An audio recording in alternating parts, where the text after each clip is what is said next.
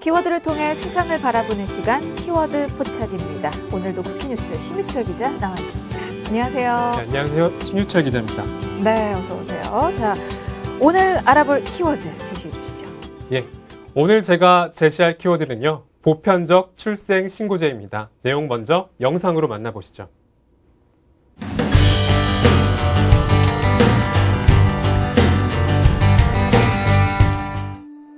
부모로서 너무 기본적이고 당연한 출생신고. 하지만 2016년 한국에도 출생신고가 되지 않은 아이들이 존재합니다.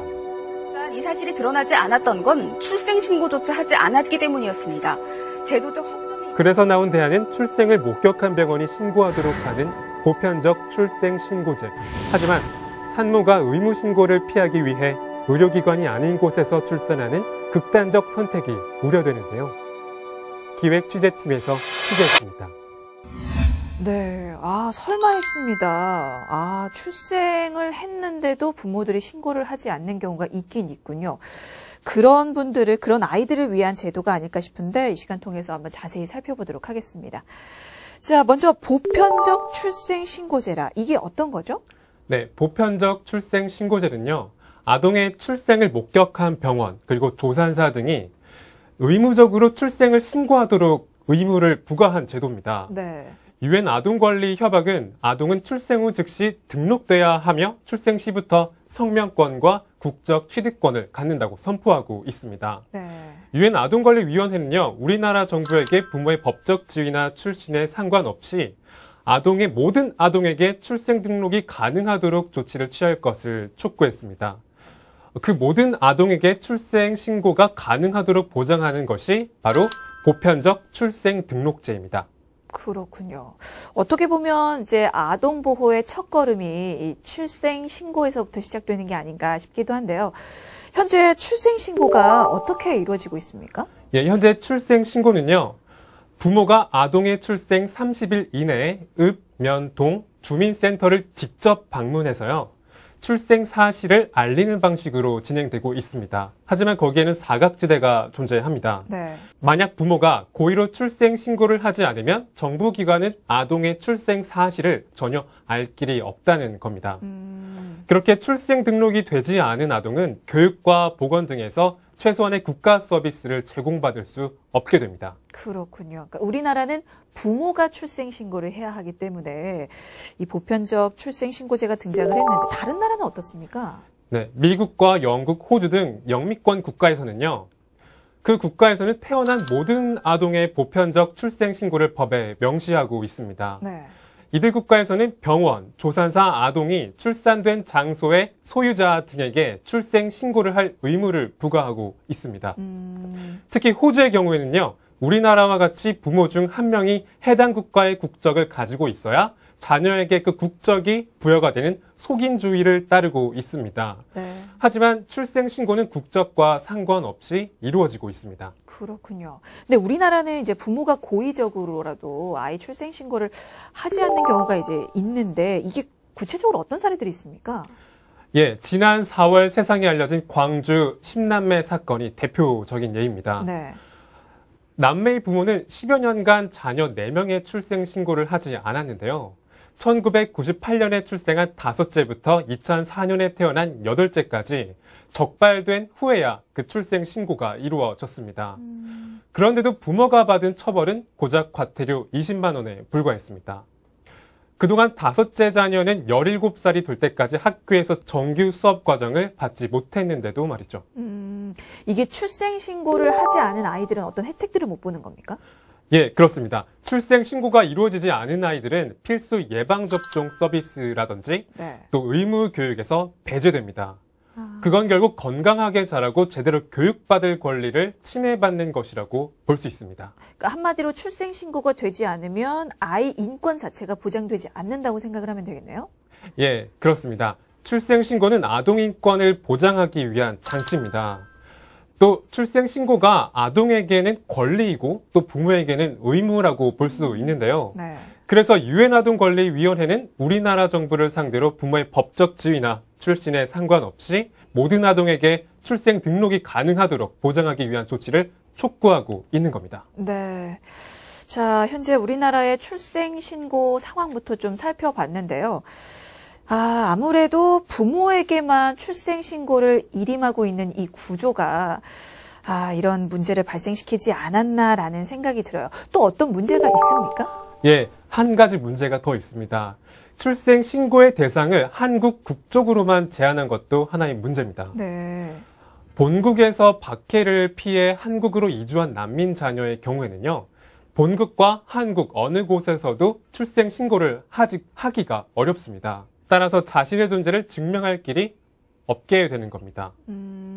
그러면 난민의 자녀라고 해도 이제 한국에서 출생을 해도 이게 출생신고가 불가능한 겁니까? 예, 원래 국내에 거주하는 외국인의 경우에는요, 자녀가 출산될 경우 자국 대사관을 통해 출생신고를 할 수 있습니다. 네.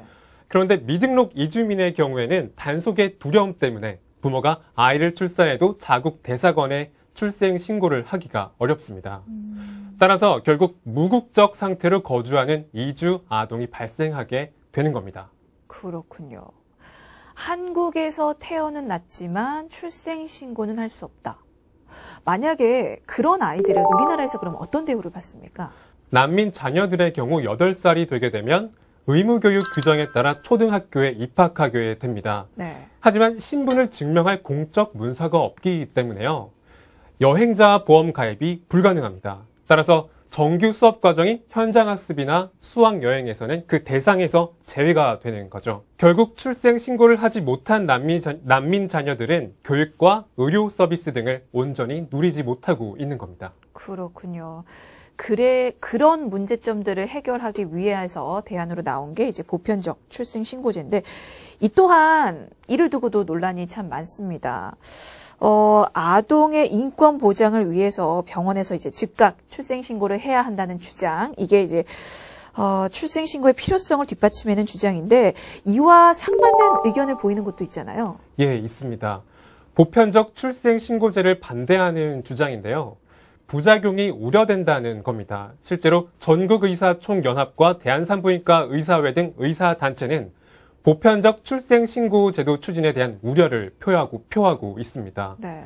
전국의사총연합은 의료기관에 출생신고를 맡기는 것은 마땅히 부모가 할 책임을 병원 측에 넘기는 거라고 말하고 있는데요.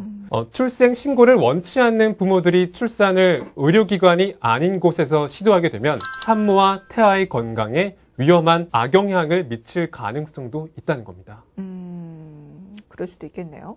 근데 이제 보편적 출생신고제가 이게 의사들만 반대를 하는 겁니까? 아니면 더 많은 사람들이 더 반대를 하는 경우도 있습니까? 예, 더 많은 사람들이 반대하고 있습니다. 출생신고가 강제될 경우에 일단 미혼모로서는 부담이 될 수밖에 없는 게 사실인데요. 그렇죠. 입양특례법 이후 베이비박스의 이용이 증가한 것처럼 보편적 출생신고제도가 의료기관을 기피하는 현상으로 이어지지는 않을까라는 우려의 목소리가 많습니다. 실제로 입양아동의 출생신고를 의무화한 입양특례법이 제정된 이후에는요, 신원 노출을 꺼리는 미혼부나 미혼모들이 아동을 유기하는 사례가 실제로 늘었습니다. 실제로 부득이하게 아이를 키울 수 없게 된 부모가 아이를 두고 갈 수 있도록 마련된 베이비박스의 이용 건수도 2012년 79건에서 입양특례법 시행 이후인 2013년에는 252건으로 급격하게 증가했습니다. 그러니까 미혼모의 인권이 이제 침해될 수 있기 때문에 반대를 하는 건데, 사실은 미혼모 입장에서는 출산 사실을 숨기고 싶고 그래서 의료기관에서 출산을 기피하게 될 수도 있죠. 결국 산모와 태아 모두에게 위험한 상황이 또 닥칠 수도 있는데, 이게 어디까지나 추측인 거잖아요. 그러면 그럴 가능성은 확실히 있는 건가요, 그럼? 예, 그런 우려가 많은 게 사실입니다. 그래서 그런 우려들을 반영해서 정부는 가족관계의 등록 등에 관한 법률 일부 개정안을 발의했는데요. 이 개정안이 시행되면 기본적인 정보만 담긴 일반 증명서가 원칙적으로 통용되게 되고요. 전체 정보가 기재된 상세 증명서는 특별한 경우를 제외하고는 그 발급과 제출이 제한되게 됩니다. 또 일반 증명서에는 현재 혼인 중의 자녀만 기재하게 되면서 전혼 관계에서 출산한 자녀나 혼인 외의 자녀는 일반 증명서에는 나타나지 않게 됩니다. 그런 제도 개선을 통해서 미혼모에 대한 사회적 차별로부터 미혼모와 그 자녀의 사생활을 보호할 수 있기를 기대하고 있습니다. 그렇군요. 그렇다면 이 보편적 출생신고제가 현실적으로 가능할지에 대해서는 어떤 의견들이 많습니까? 의료기관에서 환자의 민감한 개인정보를 동의 없이 전달하는 건 사실상 어렵다는 의견이 많습니다. 네. 현재 혼외 임신이 몇만 건에 달하는 상황에서요.